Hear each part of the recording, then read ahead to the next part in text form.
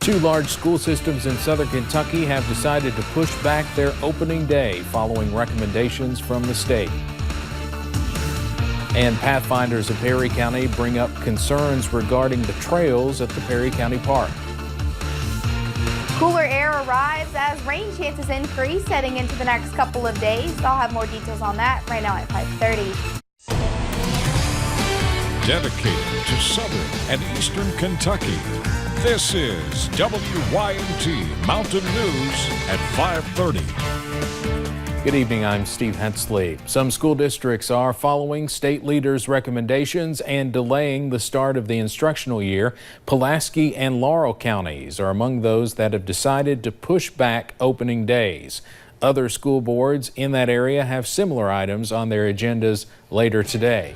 WYMT's Phil Pendleton spoke with the Pulaski County Superintendent about pushing the start of the school year back.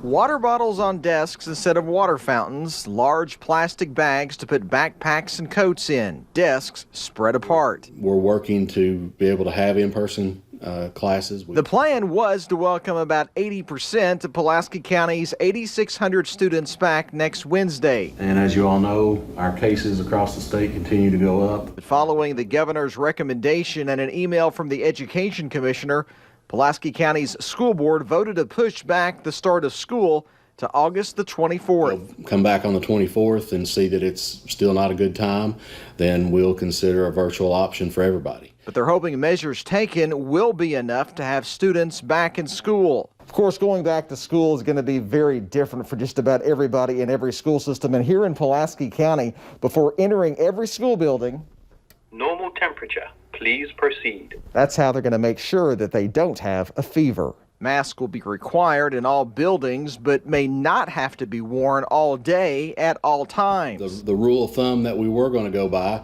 is if you're on your feet, you're masked. Richardson says students who are not comfortable coming to school will have a virtual option with more Chromebooks ordered for the district. In Pulaski County, Phil Pendleton, WYMT Mountain News.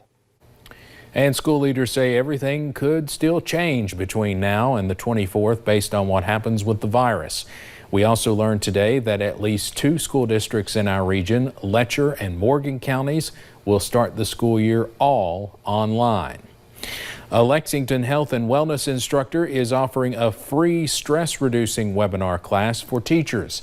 Mary Kay Howard has taught stress relief courses to high school students for 19 years, but is now offering similar courses to teachers prior to the school year starting. The workshop is being offered next Thursday, August 6th from 4 to 5. Participants are encouraged to wear loose-fitting clothes for the training. Other than that, all you will need is a journal and a towel. I feel like we need to get our tool belt and start loading it up with, more than just what we teach in the classroom, because there's been a lot happen in the last several months, and who knows what's going to happen, this year. So that's what I want to do, is give teachers some tools. Pre-registration is required for the workshop. There will be a link on this story on our website at WYMT.com. The Kentucky School for the Deaf and Kentucky School for the Blind have announced their plans for the fall. Classes for both schools will begin on August 24th, but will be online.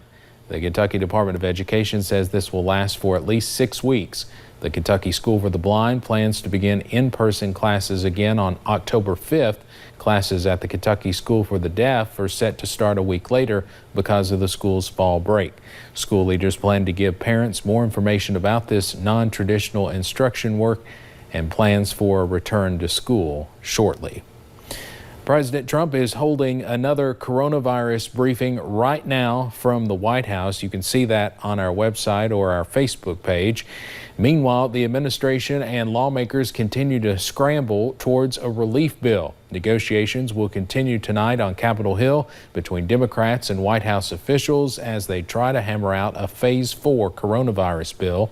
One of the biggest sticking points, the expiring federal unemployment insurance benefits. The goal is to eliminate the prospect that one could make more not working than working. A White House meeting with several pharmaceutical company executives scheduled for today was canceled.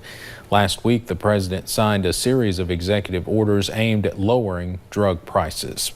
The FDA has issued another warning to avoid sanitizers that contain methanol or wood alcohol. Health experts say substantial methanol exposure can cause nausea, headaches, and even blindness. Since June, the agency has recommended recalling dozens of products manufactured by various companies in Mexico. Target and Walmart sold some of the products, and they have since been recalled and pulled from shelves.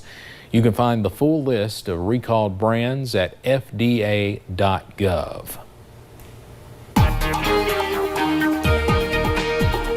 Well, we're seeing some showers, some heavy at times, move through the mountains. I have one currently moving through my house right now, or really at my house. And yes, it's making me want to go back to sleep. We'll take you up to a few of those cameras looking along US 119 in Pine Mountain. You can see the rain's been kind of on and off throughout the day and starting to see a little bit of sunshine peek through over there. Looking at some sunshine at the outside the front porch there at WYMT. Looks like they just got the shower that I'm now dealing with at my house. You could see some heavier, some darker clouds there in the distance. And as we look at pinpoint Doppler, some of us dealing with some of those heavy showers. You could see some showers and thunderstorms moving through parts of southern Perry County, a little bit into Whitley, and even starting to move out of Knox and out of Bell County. There was a flash flood warning just outside of our area. I think that is going to stay outside of our area on the border there right at Wayne County. And some showers just moved through parts of Pike County, moving into parts of Virginia. And we're going to continue to see a few of these pop up, but they'll continue to push out of here as well. Temperatures have cooled down. 76 in Pikeville, especially where it's been raining. 77 in London and Wise. 81 still in Hazard. 80 in Harlan. Nice warm 86 into Williamsburg. I'm sure they're seeing a little bit more sunshine, keeping them on that warmer side. And heading throughout the rest of the evening hours, we're going to hang on to a few scattered showers and thunderstorms, but those should start to die down, especially by the time the sun sets.